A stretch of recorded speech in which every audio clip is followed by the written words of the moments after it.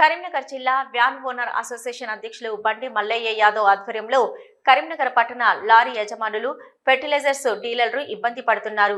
గత కొన్ని సంవత్సరాల నుంచి ఒక 30-40 వ్యాన్ల ద్వారా కిరాయిలు కొడుతూ జీవనోపాధి కొనసాగిస్తున్నాం.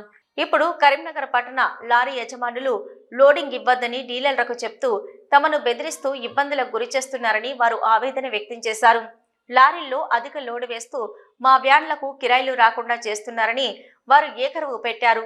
అక్కడకు వెళ్లే మా వ్యాన్లకు అక్రమంగా డబ్బులు వసూలు చేసి బెదిరిస్తున్నారని, సుమారుగా మా వద్ద ప్రతి నెల 50,000 రూపాయలు బలవంతంగా వసూలు చేస్తూ దోచుకుంటున్నారని వారు ఆరోపించారు.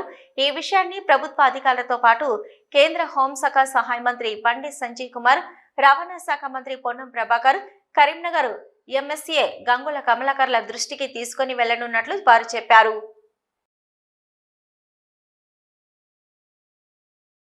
వ్యాన్ల విధిన జీవనోపాధి దాదాపుగా ఒక 350 నుంచి 400 బండ్లు జీవనోపాధి కొనసాగుతున్నాం. ఇన్ని రోజులు మాకు సరైన ఎలక్షన్లు ఉండే కానీ కొంచెం అటు ఇటు ఉండే. ఇప్పుడు మాకు కొత్త ఎలక్షన్లు వేసుకొని మా బతుకులు మేము బతకాలి.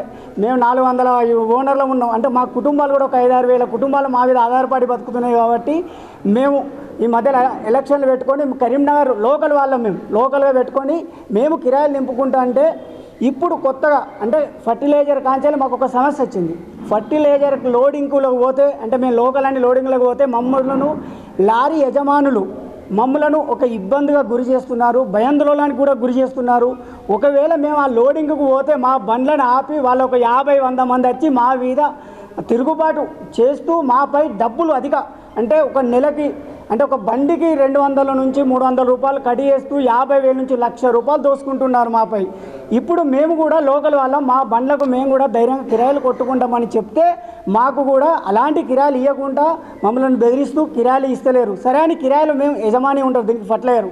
యజమానుల దగ్గరికి పోయి ఈ వ్యాన్ వాళ్ళకు లోడింగ్లు ఇవ్వద్దని వాళ్ళను కూడా బెదిరిస్తూ మాకు లోడ్ లేకుండా చేస్తున్నారు. ఇది ఇట్టి విషయాన్ని ఇప్పటికొక బండ్లు కూడా మా బండ్లు మాకు కూడా కిరాయిలు కావాలి, మాకు కూడా మేము బతకాలని 10 రోజులు అవుతుంది ఆల్రెడీ మేము పక్కకున్నాయి. మాకు ఎలాంటి కిరాయిలు కూడా మాకు చెప్తలేరు. మేము కూడా అందరు దీన్ని కూడా ఈ మీడియా ద్వారా ప్రభుత్వ దృష్టికి కూడా తీసుకుపోతున్నామని మీడియాలో ప్రెస్ మీట్ పెట్టడం జరిగింది.